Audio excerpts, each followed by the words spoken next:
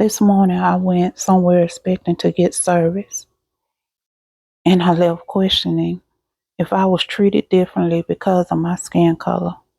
And before anybody says you don't know what them people was thinking, Nisi, you right, I don't. Only God knows that. But I know what I felt. And what hurt me the most was this moment brought back a memory I thought I had forgotten.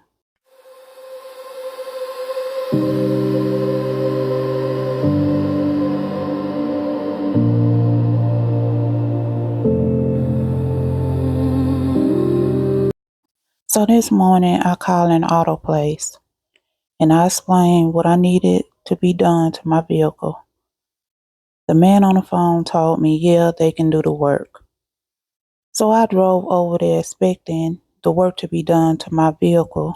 But when I walked into the building, I noticed people, I'm going to say, don't look like me, waiting on their vehicles.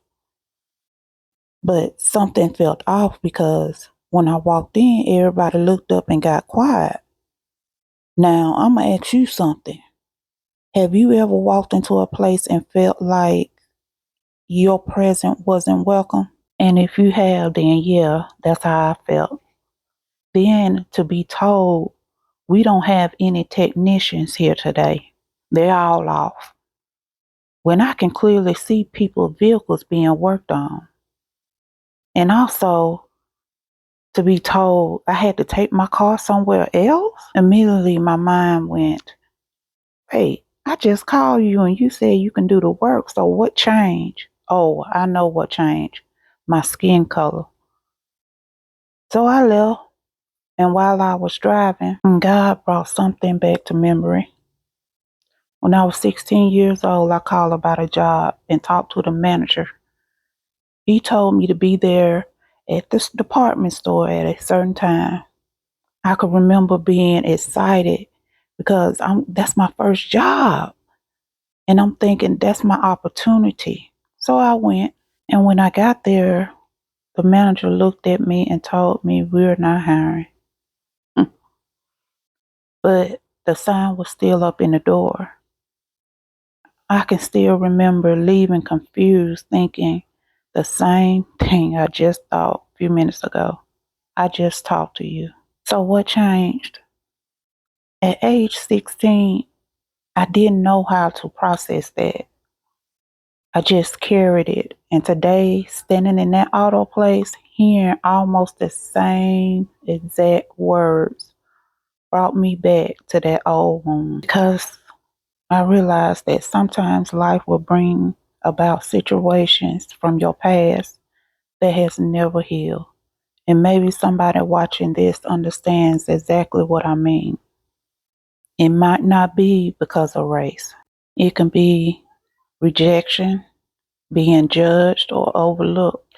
But I want to tell you something. Before I acted an ass, a small voice said 1 Samuel chapter 16, verse 7.